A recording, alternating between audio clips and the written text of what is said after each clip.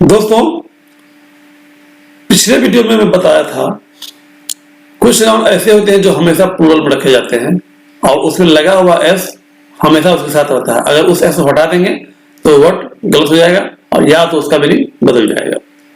तो मैं उन नाउन का चर्चा, उस शब्दों का चर्चा पिछले वीडियो में कर चुका हूं।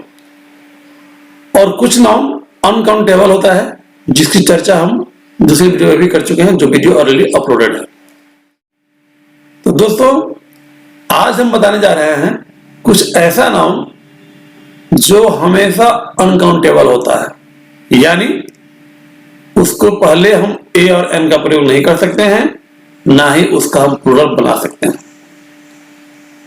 लेकिन कुछ खास कंडीशन में हम उसका सिंगुलर बनाते हैं, उसके पहले ए और एन का प्रयोग करते हैं, वो हम आपको बाद में बताएंगे।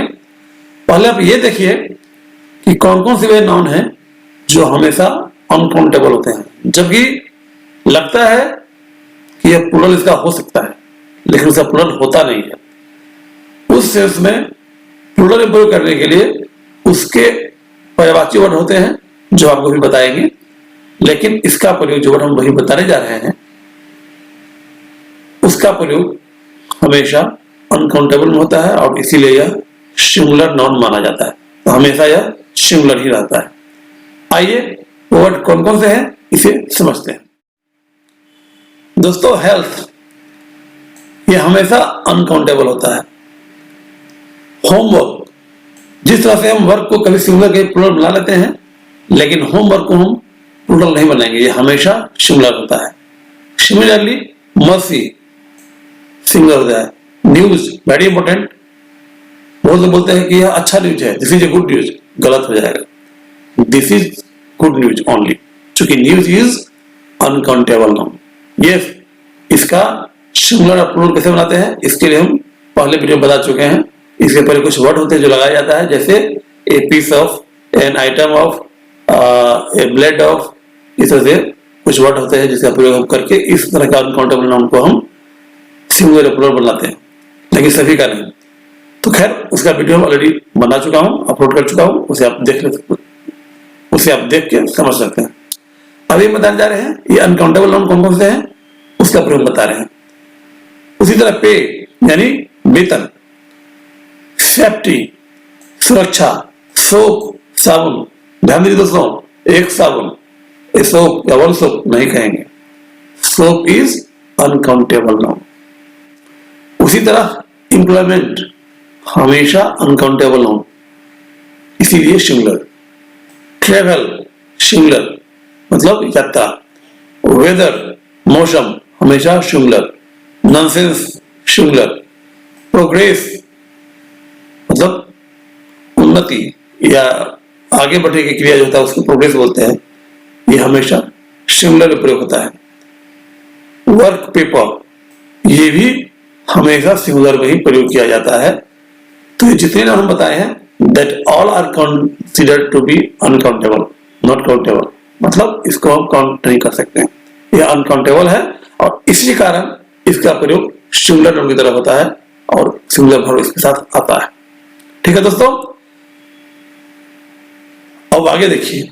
बट कुछ वर्ड ऐसे होते हैं जो सेम मीनिंग कैरी करते हैं, लेकिन उसका प्लूरल भी होता है और सिंगुलर भी होता है। जैसे अभी हम बताए थे पे, हम बताए थे पे जिसका प्रयोग हम काउंटेबल नाउन के रूप में नहीं कर सकते, ये अनकाउंटेबल होता है। लेकिन सैलरी, इसका भी अर्थ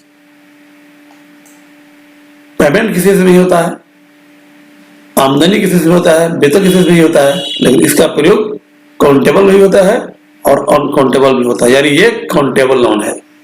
तो दोस्तों ध्यान रखिए, पे अनकाउंटेबल जबकि सैलरी काउंटेबल नाउन। उसी तरह से ट्रेवल, ट्रेवल क्या है, अनकाउंटेबल नाउन है, क्योंकि इसका प्रयोग हम प्लूरल में या सिंगुलर में नहीं करते हैं। जबकि जर्नी ये काउंटेबल नाउन है और इसका प्रयोग हम सिंगुलर में भी करते हैं और प्लूरल में भी करते हैं। वेरी इंटरेस्टिंग, आप याद रखिए, इसमें कंफ्यूज मत कीजिएगा। जब यह एक काउंटेबल नाउन है लेकिन अनएम्प्लॉयमेंट अनकाउंटेबल नाउन है, इसका प्रयोग हम सिंगुलर में या प्लूरल में नहीं करते हैं, जबकि जब का प्रयोग हम काउंटेबल में भी करते हैं और इसके पहले हम ए एन बी का प्रयोग कर सकते हैं और इसका प्लूरल भी बना सकते हैं। नेक्स्ट, वेदर हम बता चुके हैं कि यह अनकाउंटेबल नाउन है, इसीलिए इसमें ऐसे ऐसे जोड़ेंगे, ना इसके पहले हम ए एन का प्रयोग करेंगे। लेकिन उसी सेंस में जब हम प्रयोग करते हैं क्लाइमेट का, तो यह काउंटेबल नाउन होता है और इसके पहले आर्टिकल का भी प्रयोग कर सकते हैं या इसका प्लूरल भी हम बना सकते हैं। इसका एग्जांपल हम आगे बताएंगे आपको। अभी आप ये वर्ड के अंतर देखिए, वर्ड में क्या अंतर है, इसलिए कंफ्यूज मत कीजिएगा। क्लाइमेट का प्लूरल हो सकता है लेकिन वेदर का प्लूरल नहीं होगा, ठीक है। उसी प्रकार वर्क पेपर जो बताए हैं कि यह अनकाउंटेबल है, इसका प्रयोग सिंगुलर में हमेशा होता है चूंकि अनकाउंटेबल है, लेकिन पेपर स्पेशली न्यूज पेपर, इसका प्रयोग हम काउंटेबल रूप में करते हैं और यह सिंगुलर में प्रयोग होता है और प्लूरल में भी इसका प्रयोग किया जाता है, ठीक है। अब इसी को हम एग्जाम्पल में सेंटेंस में बना के आपको बता रहे हैं, गौर से समझिए और कंफ्यूज मत कीजिएगा। इसे याद रख लीजिएगा, पे का प्लूरल नहीं होगा लेकिन सैलरी का होगा, क्लाइमेट का प्लूरल होगा, वेदर का प्लूरल नहीं होगा, जॉब का प्लूरल होगा लेकिन एम्प्लॉयमेंट का प्लूरल नहीं होगा। उसी तरह पेपर का प्लूरल होगा लेकिन वर्क पेपर का प्लूरल नहीं होगा, ये सब याद रखिए। अब देखिए एग्जाम्पल देखिए बता रहे हैं, आई लाइक कंफर्टेबल ट्रेवल।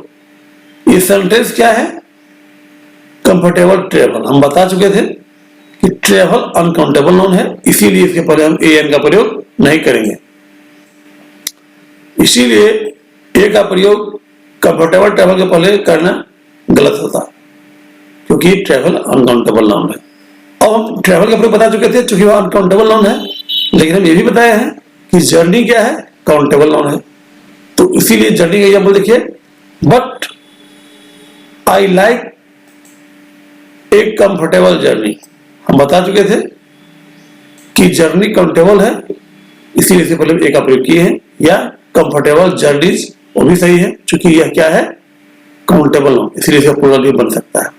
लेकिन जब ट्रैवल का प्रयोग किए थे वो अनकाउंटेबल था, इसीलिए उससे पहले हम ना ए एन लगाएंगे ना ही उसका हम प्लूरल बनाएंगे, और हम ट्रेवल्स कहेंगे तो गलत हो जाएगा, ठीक है। हालांकि ट्रेवल्स का प्रयोग कभी कभी होता है, प्लूरल में होता है, लेकिन उसका एक अलग कंडीशन होता है जो हम आगे बताएंगे आपको। He gets good pay. Friends, as I have told you earlier that pay uncountable noun है, इसीलिए इसके पहले हम आर्टिकल या इसमें एफ या ये से प्रयोग नहीं किए हैं, इसीलिए अगर हम ये कहेंगे ही गेट्स ए गुड पे तो गलत हो जाएगा, या ही गेट्स गुड पेस वो भी गलत हो जाएगा। क्यों? क्योंकि this is uncountable noun and it is always singular. लेकिन अगर पे के बदले में सैलरी का प्रयोग करते तो इसका सिंगुलर भी होगा और प्लूरल भी होगा। ये देखिए, he gets a good salary, हम बताए अभी जस्ट कि सैलरी के पहले हम आर्टिकल का प्रयोग कर सकते हैं क्योंकि यह काउंटेबल नाउन है, और इसका प्लूरल भी बना सकते हैं क्योंकि यह काउंटेबल है, इसीलिए इसका सिंगुलर प्लूरल दोनों बनेगा, लेकिन पे का नहीं होगा। अब एक और इंपोर्टेंट चीज देखिए, इन गुड और बैड कंडीशन। दोस्तों ये एक एक्सप्रेशन है, इसे याद रखिए। जब कंडीशन का प्रयोग हम करेंगे इन गुड और बैड कंडीशन में, तो हमेशा यह सिंगुलर होगा क्योंकि यह अनकाउंटेबल नाउन है, इसीलिए इन्हें गुड या इन्हें बैड कंडीशन कहेंगे तो गलत हो जाएगा, ठीक है। ये एक आइटम ग्रुप में कंसीडर किया जाता है और यह हमेशा सिंगुलर होता है। लेकिन उसी के स्थान पर इन ए गुड स्टेट और इन ए बैड स्टेट, मतलब एक अच्छी अवस्था में या बुरी अवस्था में, उसके लिए हम स्टेट का प्रयोग करते हैं और कंडीशन का भी। तो कंडीशन का प्रयोग करेंगे तो उसे अनकाउंटेबल माना जाता है, वो अनकाउंटेबल होता है, लेकिन स्टेट का प्रयोग करेंगे तो ये काउंटेबल होता है, इसीलिए इन ए गुड स्टेट या इन ए बैड स्टेट भी होगा, या इन गुड स्टेट्स या इन बैड स्टेट्स भी हो सकता है, क्योंकि यह काउंटेबल नाउन माना जाता है। ये बहुत ही बड़ा डिफरेंस है, आप याद रखिए, लोग कंफ्यूज हो जाते हैं, गलत हो जाता है। कंडीशन लगा रहेगा तो इन ए गुड कंडीशन नहीं होगा, इन ए बैड कंडीशन नहीं होगा, क्या होगा? इन गुड कंडीशन या in bad condition, because it is considered to be singular और अनकाउंटेबल नाउन। कंडीशन को अनकाउंटेबल नाउन समझा जाता है, लेकिन उसी के स्थान पर हम स्टेट का प्रयोग करते हैं, तो इन ए गुड स्टेट या इन ए बैड स्टेट भी सही होगा, या इन गुड स्टेट्स या इन बैड स्टेट्स ये भी सही होगा, क्योंकि इससे काउंटेबल नाउन माना जाता है और इसीलिए इसका सिंगुलर भी होता है और प्लूरल भी। ठीक है दोस्तों, आइए इसे एग्जांपल देखते हैं। My books were in good condition, यहां पर इन ए गुड कंडीशन कहेंगे तो गलत हो जाएगा। ठीक है, यहां देखिए नॉट इन गुड कंडीशन, मतलब इन ए गुड कंडीशन नहीं कहेंगे, क्योंकि कंडीशन क्या है यहाँ पर? अनकाउंटेबल नाउन समझा जाता है। क्योंकि हम बता चुके हैं यह एक्सप्रेशन है, यह फ्रेज है, इसीलिए इसमें कोई अंतर या कुछ शब्द का हम ऐड या हटा नहीं सकते। ध्यान रखिए, जब कोई आइटम या कोई एक्सप्रेशन बनता है तो उसे कुछ सोच समझ के बनाया जाता है, इसीलिए उसमें हम लोग अपने तरफ से कुछ भी शब्द ऐड नहीं कर सकते हैं, ना ही किसी शब्द को हटा सकते हैं। एज इट इज, जैसा रहता है उसी तरह रखना है। तो इन गुड कंडीशन है, उसमें ना ए लगाएंगे ना उसको कंडीशन को पूरा करेंगे, जो एक आइटम है। जबकि स्टेट काउंटेबल है और इसीलिए उसके पहले हम ए का ही प्रयोग कर सकते हैं या उसका प्लूरल भी बना सकते हैं। ठीक है, आगे देखिए, but my books were in a good state. ठीक है, यहाँ पर इन गुड स्टेट का गलती जाएगी, क्योंकि यह काउंटेबल नाउन है, इसीलिए एसटी टू पहले हमको ए का प्रयोग किए हैं। इन ए गुड स्टेट सही है। तो आपको समझ में आ गया होगा कि इन वर्ड का प्रयोग हम काउंटेबल में करते हैं और किन का अनकाउंटेबल, इसे आपको याद रखना है। ठीक है दोस्तों, तो ये था कुछ ऐसे नाउन जिसको कंसीडर किया जाता है काउंटेबल में और अनकाउंटेबल में, जिसका चर्चा हम पहले कर चुका हूं। अब आपको ये बताने जा रहे हैं कुछ काउंटेबल एब्स्ट्रैक्ट टर्म ऐसे होते हैं जिसका प्रयोग अनकाउंटेबल नाउन के रूप में किया जाता है कुछ वर्ड के बाद। वो वर्ड है मच, लिटिल और कुछ अदर डिटरमिनर्स हैं। अर्थात इन शब्दों के बाद अगर हम उस एब्स्ट्रैक्ट टर्म का प्रयोग करते हैं जो काउंटेबल है, उसको अनकाउंटेबल नाउन के रूप में भी प्रयोग करते हैं, यानी उस कंडीशन में इसके पहले हम आर्टिकल एन या इसका प्लूरल नहीं बनाते हैं। आइए आपको जब एग्जांपल देखें तो समझ में आएगा। तो सबसे पहले हम ये समझते हैं कि वह नाउन जो हम बताएं कि कुछ काउंटेबल एब्स्ट्रैक्ट टर्म ऐसे होते हैं जिसका प्रयोग अनकाउंटेबली होता है लिटिल, मच इस वर्ड के बाद। तो वे नाउन कौन कौन से हैं? तो वे नाउन हैं डिफरेंस, यानी डिफरेंस प्लूरल भी होता है, लेकिन इसका प्रयोग मच और लिटिल करेंगे तो ये अनकाउंटेबली यानी सिंगुलर में भी इसका प्रयोग हो सकता है। उसी तरह point, reason, idea, change, difficulty, chance and questions, ये जितने भी वर्ड हैं ये सब काउंटेबल नाउन हैं, लेकिन हम अभी बताए हैं कि इस नाउन को हम एज अनकाउंटेबल नाउन के रूप में भी प्रयोग करते हैं जब इसका प्रयोग मच, लिटिल और अदर डिटरमिनर के बाद करते हैं। तो ये बहुत ही इंपॉर्टेंट है और ये बहुत कम आदमी जानते हैं। Guys please remember and listen it carefully because this information is very particular. It is not known to everyone. It is very typical. Please remember it.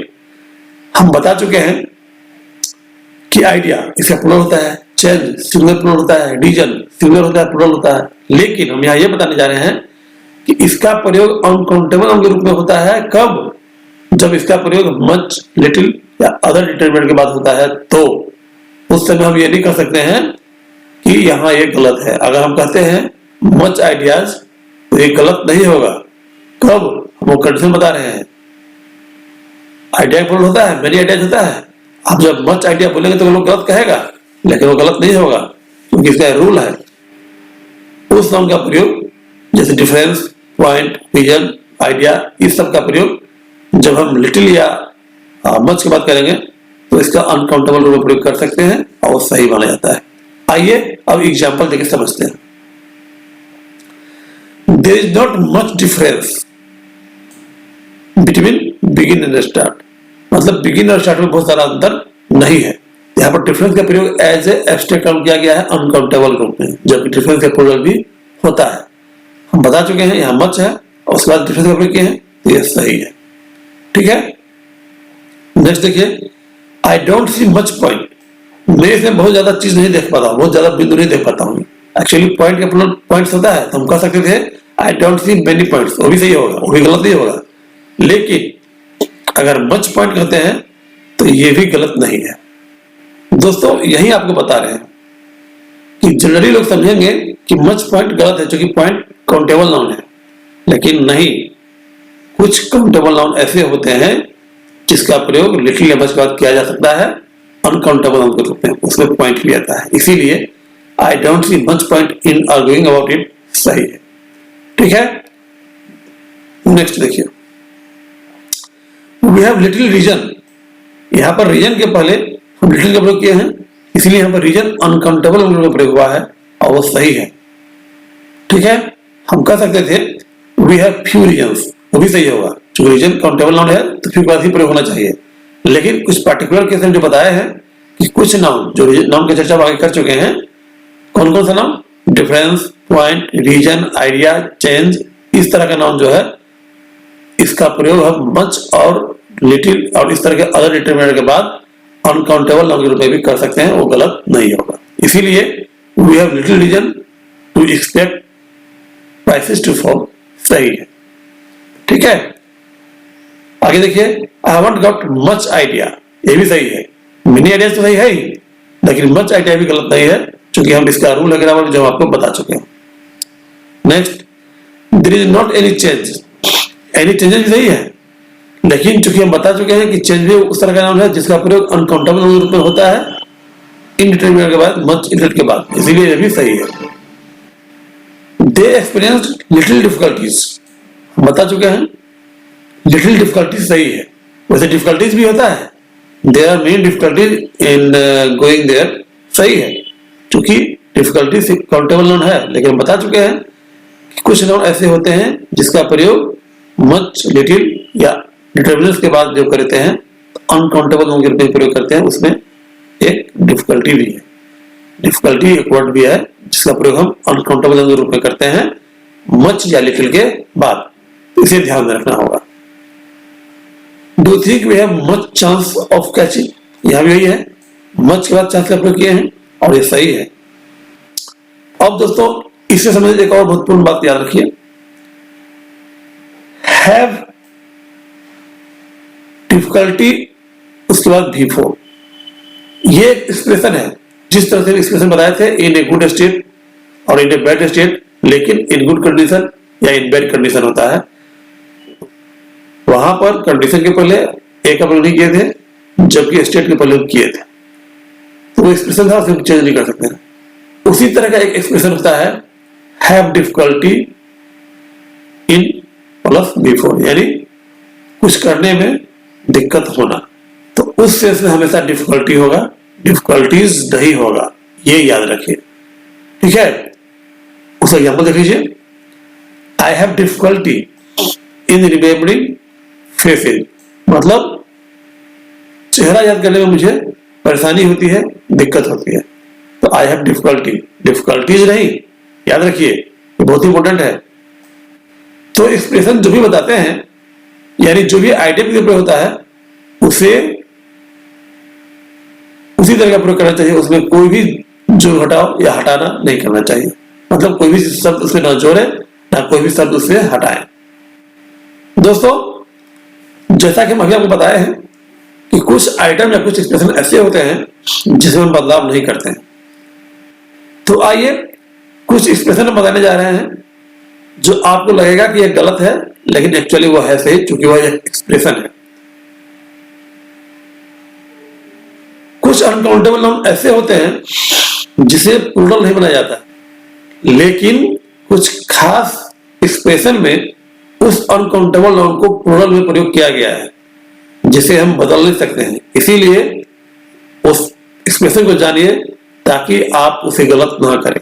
तो उस एक्सप्रेशन में उस अनकाउंटेबल नाउन का प्लूरल फॉर्म दिया हुआ है, आप सोचेंगे कि ये तो प्लूरल होता नहीं है तो ये गलत हो गया, लेकिन नहीं, एक्सप्रेशन में हम बता चुके हैं कि किसी भी एक्सप्रेशन में किसी भी आइटम में जो शब्द दिया गया है, ना उसमें से हम किसी शब्द को हटाएंगे और ना ही उसमें किसी शब्द को जोड़ेंगे।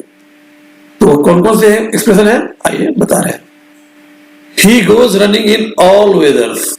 दोस्तों अभी हम आपको बताए थे कि वेदर एक अनकाउंटेबल नाउन है और उसका प्लूरल नहीं बनता है, सही में नहीं बनता है, ये अनकाउंटेबल नाउन है।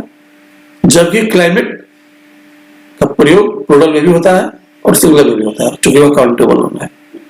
लेकिन अभी जो बताया ऑल वेदर्स, ये एक एक्सप्रेशन है। ऑल वेदर ऑलरेडी एक्सप्रेशन है, मतलब सभी मौसम में। इस सेंस में हमेशा इसमें एस लगा रहता है, इसको एस को नहीं हटाएंगे, इसीलिए ये सेंटेंस सही है। हम बता चुके हैं कि एक फिक्स्ड एक्सप्रेशन है जिसमें न किसी शब्द को हम जोड़ेंगे और न ही किसी शब्द को हम हटाएंगे। तो ऑल वेदर्स एक एक्सप्रेशन है जिसके लिए यह सेंटेंस सही है। ठीक है। हाँ, अगर हमको वेदर का प्रयोग करना है तो हम हमेशा अनकाउंटेबल प्लूरल का प्रयोग करेंगे, उसका प्लूरल कभी नहीं होगा। अभी जो हम बताने जा रहे हैं वो सब क्या है, एक एक्सप्रेशन है जिसका प्लूरल नहीं बनता है लेकिन प्लूरल में प्रयोग किया गया है उस एक्सप्रेशन में, इसीलिए वह सही है। नेक्स्ट देखिए, did you meet anybody exciting on your travels. हम अभी बताए थे कि ट्रेवल अनकाउंटेबल नाउन है और उसका प्लूरल नहीं होता है, लेकिन एक्सप्रेशन है, इस तरह के एक्सप्रेशन में ट्रेवल से प्रयोग किया गया है जो सही है। Did you meet anybody exciting on your table, मतलब एक्साइटिंग ऑन वंस टेबल, वहां पर ट्रेवल्स में एस लगा रहेगा, वो गलत नहीं माना जाएगा। ये एक्सप्रेशन है, क्या एक्सप्रेशन है, एक्साइटिंग ऑन वंस टेबल। ठीक है। उसी तरह गुलिवर ट्रेवल्स, दोस्तों ये नोवेल्स का नाम है, तो यहां पर एस का प्रयोग किया गया है जो गलत नहीं है, इसे आप याद रखें। चूंकि एग्जाम में इस तरह क्वेश्चन आएगा, आप इसे गलत कर बैठेंगे, तो हम बता चुके हैं कि कोई खास एक्सप्रेशन या आइटम में जो दिया रहता है उसे हम चेंज नहीं कर सकते। तो ये खास एक्सप्रेशन में दिया हुआ है, भले ही अनकाउंटेबल है लेकिन इसको प्लूरल बनाया गया है, तो इसे सही मानते हैं और इसे सही मान के चला जाए, इसको गलती नहीं कर सकते क्योंकि यह एक फिक्स्ड एक्सप्रेशन है। ठीक है। अभी हम आपको अनकाउंटेबल हम बताए हैं, जैसे हेल्थ, होमवर्क, नॉलेज, इस तरह का जो अनकाउंटेबल होता है। तो इस अनकाउंटेबल नाउन के पहले कभी कभी हम ए और एन का प्रयोग करते हैं, इसे प्लूरल नहीं बनाएंगे, ये भी याद रखिए, इसका प्लूरल कभी नहीं बनेगा, लेकिन ए और एन का प्रयोग कभी कभी हम करते हैं जब इन नाउन के पहले कोई एडजेक्टिव इसे पार्टिकुलर बनाना हो तो। ठीक है।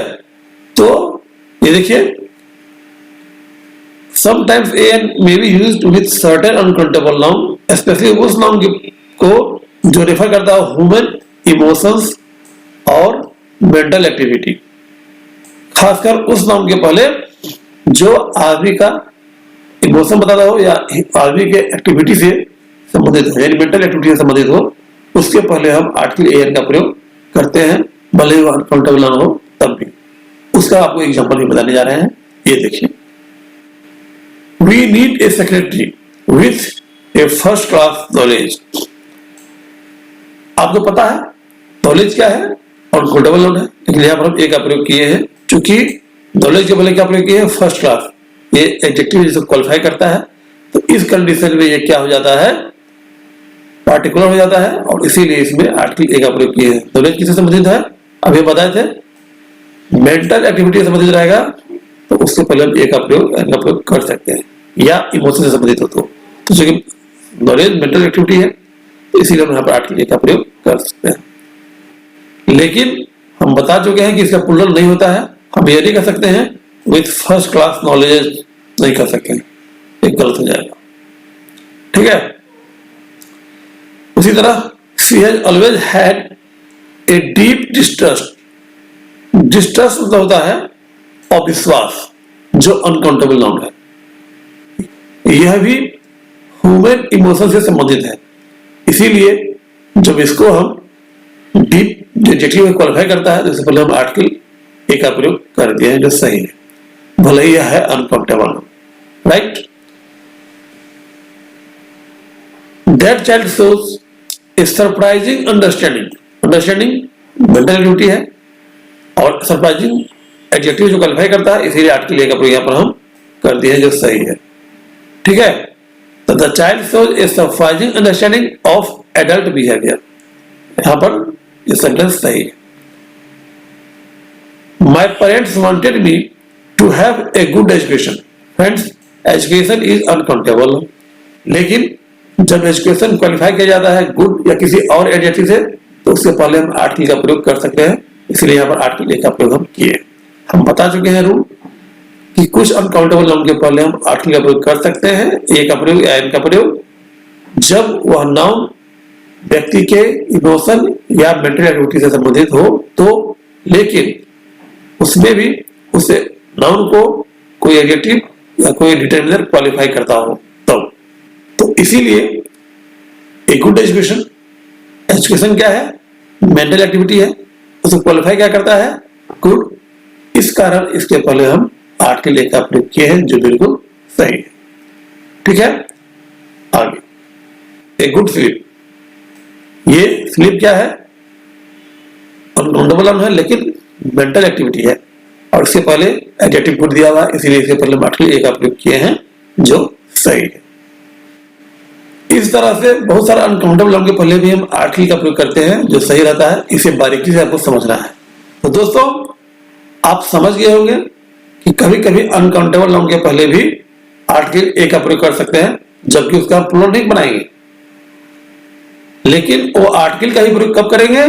जब वह नाउन मेंटल एक्टिविटी या इमोशन से संबंधित हो तो, और वह एडजेक्टिव से क्वालिफाई होता। ओनली इन दैट कंडीशन हम आर्टिकल ए का प्रयोग उससे पहले कर सकते हैं, लेकिन सभी अनकाउंटेबल नाउन के पहले हम आर्टिकल ए या एन का प्रयोग नहीं कर सकते हैं, भले ही वह एडजेक्टिव द्वारा क्वालिफाई होता हो तब भी।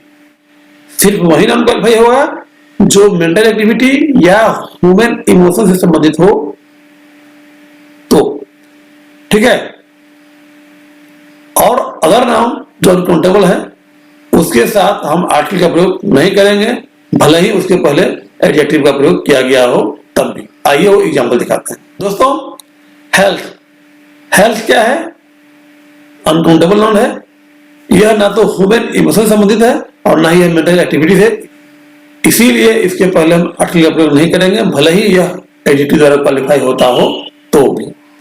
एग्जांपल देखिए, my father enjoys very good health. यहाँ पर हेल्थ से पहले गुड का प्रयोग किया है जो एडजेक्टिव में क्वालिफाई करता है, लेकिन फिर भी हम आर्टिकल का प्रयोग नहीं किए हैं क्योंकि यह अनकाउंटेबल नाउन है और यह ह्यूमन इमोशन या मेंटल एक्टिविटी से संबंधित नहीं है, इसीलिए इसके पहले हम ए का प्रयोग नहीं करेंगे। इसीलिए अगर हम कहते हैं ए वेरी गुड हेल्थ तो गलत हो जाएगा, राइट। उसी तरह दूसरा एग्जाम्पल देखिए, we are having terrible weather. दोस्तों बता चुके हैं वेदर क्या है? अनकाउंटेबल नाउन है और अनकाउंटेबल नाउन को हम न प्लूरल बनाते हैं नहीं उसके पहले हम आर्टिकल का प्रयोग करते हैं। सिर्फ उसी अनकाउंटेबल नाउन के पहले आर्टिकल का प्रयोग किया जाएगा जो मेंटल एक्टिविटी या ह्यूमन इमोशन से संबंधित हो और वह किसी एडजेक्टिव द्वारा क्वालिफाइड हो। यह वेदर क्या है? अनकाउंटेबल नाउन है और यह उससे संबंधित नहीं है, इसीलिए इसके पहले आर्टिकल का प्रयोग नहीं करेंगे। लेकिन हम पहले ही बता चुके हैं कि वेदर का ही प्रयोग कभी कभी प्लूरल में होता है उसी खास एक्सप्रेशन में, जिसका एग्जाम्पल हम पहले दे चुके हैं। क्योंकि एक्सप्रेशन में हम चेंज नहीं कर सकते हैं, इसीलिए वो जैसा है उसी तरह एक्सेप्ट करना है, तो उसमें प्लूरल दिया हुआ है इसीलिए उसको प्लूरल रूप में माना जाता है। ठीक है, हम जो प्रयोग करेंगे उसे हमेशा सिंगुलर में करेंगे क्योंकि वह अनकाउंटेबल नाउन है। He speaks excellent English. English is a language और इसके पहले हम आर्टिकल का प्रयोग नहीं करते हैं, इसीलिए एन एक्सीलेंट इंग्लिश का नाम गलत हो जाएगा। It is interesting work. दोस्तों इंटरेस्टिंग यहाँ एडजेक्टिव है और वर्क यहाँ नाउन है। वर्क क्या है? अनकाउंटेबल नाउन है, लेकिन यह नाउन मेंटल एक्टिविटी या ह्यूमन इमोशन से संबंधित नहीं है, इसीलिए इसके पहले हम आर्टिकल ए या का प्रयोग नहीं करेंगे। तो क्या हो जाएगा? इट इज इंटरेस्टिंग वर्क सही है। अगर हम कहते हैं it is an interesting work तो ये गलत हो जाएगा। तो दोस्तों ये कुछ इंपॉर्टेंट फैक्ट्स नाउन और नंबर के संबंध में मैंने आपको बताया। आशा है आप लोगों को इससे फायदा होगा, आप लोगों को समझ में आया होगा। तो फ्रेंड्स अब हम इसके आधार पर कुछ क्वेश्चन देते हैं जिसमें आपको एरर पकड़ना है, सेंटेंस सही है या गलत है, और उसे आपको कमेंट बॉक्स में लिखना है। तो ये रहा आपका क्वेश्चन।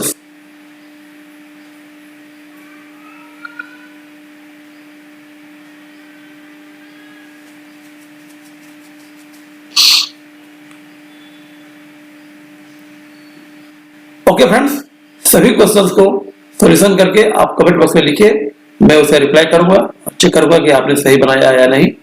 कुछ प्रॉब्लम होने पर आप मुझसे पूछ सकते हैं, या तो कमेंट बॉक्स में पूछ सकते हैं या मेरे व्हाट्सएप ग्रुप पे आके पूछ सकते हैं।